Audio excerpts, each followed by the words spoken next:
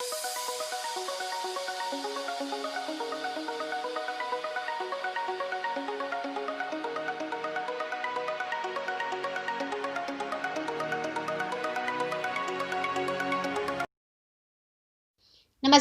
और एक बार आप सभी लोगों का फिर से स्वागत करती हूँ आपके अपने ही चैनल वेस्टी बेस्टी पर। भाई अब तक आप सभी लोगों ने अपने अपने गार्डन को भर दिया होगा इन रंग बिरंगे खूबसूरत से फूलों से, और आप शायद इंतजार कर रहे होंगे कि कब आपके भी पौधों में आए ढेर सारे फूल। काफ़ी लोगों के तो आ भी रहे होंगे, हो सकता है कुछ लोगों के नहीं आए होंगे। तो ये फर्टिलाइज़र आप डालें, बहुत बेहतरीन तरीके से काम करती है हमारी मस्टर्ड केक फर्टिलाइज़र। अभी कुछ दिन पहले ही हम लोगों ने अपनी मिट्टी बनाई थी। ये विंटर सीजन के जो भी हमारे प्लांट्स होते हैं, फ्लावरिंग प्लांट्स, सभी के लिए मिट्टी बनाई थी। काफ़ी रिच थी मिट्टी। और चूंकि ये सारे पौधे होते हैं हमारे सीजनल, हार्डली हमारी 2 से 3 महीने की बात होती है। मिट्टी हमने रिच बना ली, काफ़ी सारा काम हमारी मिट्टी करती रहती है। बस बीच बीच में हमें इनको देना होगा अपना कुछ ताकतवर खाना और पानी, और वो सारी कमी पूरी कर देगा हमारा ये लिक्विड मस्टर्ड केक फर्टिलाइज़र। क्योंकि अभी इस मौसम में हमारे पौधों में आते हैं ढेरों फूल, तो जाहिर है कि जब पौधे में ढेरों फूल और ढेरों फल आएंगे तो उसको ढेर सारी एनर्जी की ज़रूरत पड़ेगी, और वो सारी की सारी एनर्जी पूरी कर देगा हमारा ये मस्टर्ड केक फर्टिलाइज़र।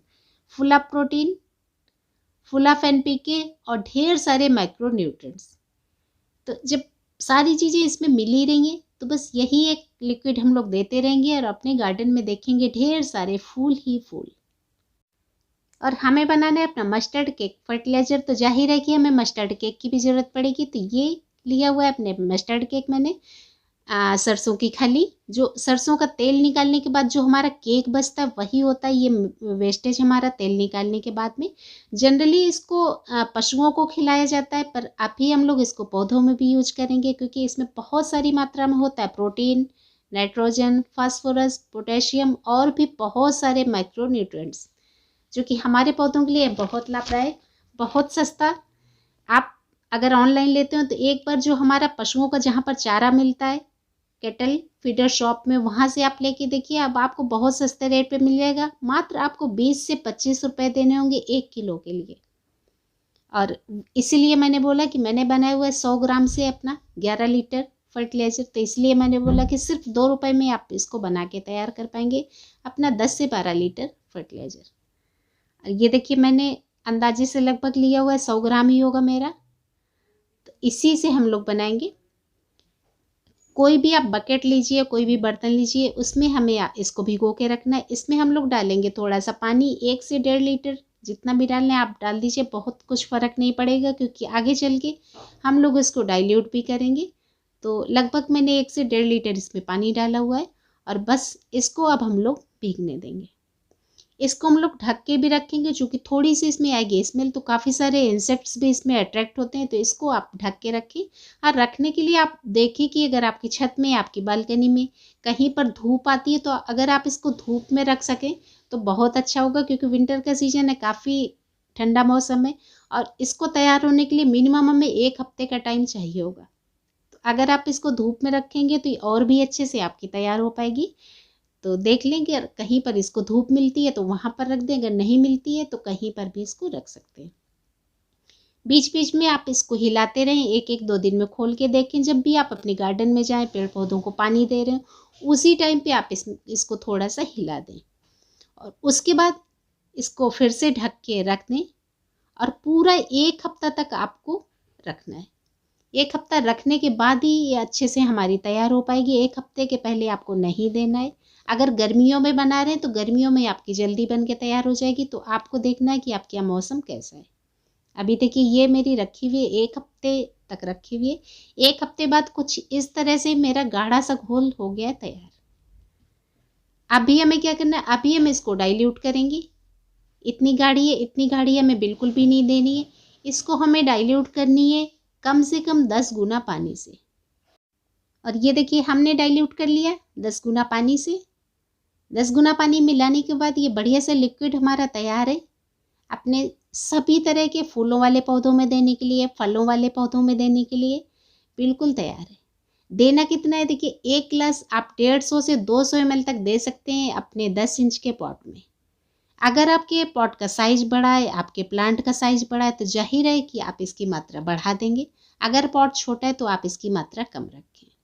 यही काम अगर आप गर्मियों में कर रहे हैं तो आप इसको डबल पानी से डाइल्यूट करेंगे, यानी कि 10 लीटर की बजाय आप इसमें मिलाएंगे 20 लीटर पानी। और देखिए जब आप देंगे तो आपके गमलों की मिट्टी बिल्कुल होनी चाहिए इस तरह से सूखी। जब आपको लगता है कि आपको देना है तो आप 1-2 दिन पहले ही ध्यान रखें कि मिट्टी बिल्कुल सूख जाए। अगर मिट्टी गीली हो गई तो कई बार इसमें लग जाता है फंगस और उससे आपका प्लांट खराब हो सकता है। तो अगर इनकेस गीला भी है तो आप वेट करें, फर्टिलाइज़र आप पड़ा रहने दें। फर्टिलाइज़र आपका नहीं खराब होगा, पर आपने अगर गीली मिट्टी में डाल दिया तो हो सकता है कि आपका प्लांट खराब हो जाए। तो आप सूखी मिट्टी को चेक करेंगे कि आपकी मिट्टी सूखी है गीली है। दूसरी एक और चीज़ चेक करेंगे कि आपकी मिट्टी अगर टाइट है तो देखिए इस तरह से आप उसमें हल्की हल्की किनारे से गुड़ाई कर लेंगे। अगर मिट्टी आपकी टाइट नहीं है तो आपको गुड़ाई करने की कतई ज़रूरत नहीं है, पर अगर टाइट है तो उसमें हल्की सी गुड़ाई कर लें और फिर उसके बाद उसमें फर्टिलाइज़र दें। यही कुछ छोटी मोटी बातें होती हैं जो हमें ध्यान रखना होता है। बाकी तो सब लोग वही काम करते हैं, बस कुछ एक बातें होती हैं जो हमें दिमाग में रखनी होती हैं। अब देखिए एक और ज़रूरी बात, कि जब भी हम देंगे तो हम डायरेक्टली जड़ के पास नहीं देंगे। हमने गुड़ाई करी है या नहीं करी है फिर भी हम रिम की साइड से देंगे, किनारे किनारे से। रिम के पास जब हम इसको देंगे तो अपने आप ये धीरे धीरे चला जाएगा, पौधों की जड़ें इसको एब्जॉर्ब कर लेंगी और अपना धीरे धीरे काम करती रहेंगी। देखिए ये पंखे की जाली में लगा हुआ है और मेरे जो भी पॉट्स हैं, जो भी मिट्टी है, तो मेरी बिल्कुल भी टाइट नहीं होती है, हमेशा पोरस रहती है, तो मुझे गुड़ाई की ज़रूरत ही नहीं पड़ती। रेयरली कभी हो जाता है, अदरवाइज ये सारा इतना मिट्टी हमारी मुलायम रहती है तो उसमें कुछ भी हमें ज़रूरत नहीं होती है। अपने आप जो भी मैं इसमें दूंगी सारा का सारा जाएगा जड़ों तक। और देने के लिए देखिए कितने समय बाद दे सकते हैं ये भी एक क्वेश्चन उठता है। तो इसको आप अभी बहुत अच्छे से फ्लावरिंग हो रही है, फ्रूटिंग हो रही है, तो आप अभी सर्दियों का मौसम है तो आप इसको 15 से 20 दिन के अंतराल पे दे सकते हैं। पर अगर गर्मी है तो गर्मियों में आपको बहुत फ्रिक्वेंटली नहीं देना है, चूँकि ये जो हमारी फर्टिलाइज़र है ये इसकी तासीर काफ़ी गर्म होती है। अभी विंटर्स में तो मौसम ठंडा है तो कोई फ़र्क नहीं पड़ेगा, पर गर्मियों में ये आपके पौधे को जला भी सकती है। तो गर्मियों अभी सर्दियों में ज़्यादा मात्रा में फ्लावर हो रहे हैं, ज़्यादा मात्रा में देखिए सब्जियों के पौधों में भी आप बहुत अच्छे से ये काम करती है, उसमें भी आप दे सकते हैं। बस ध्यान रखना है कि आपको अपने किसी सक्लेंट्स में नहीं देना है, आपको किसी इंडोर प्लांट्स में नहीं देना है, आपको अपने कैक्टस में नहीं देना है। तो बस यही कुछ एक चीज़ें ध्यान रखनी है।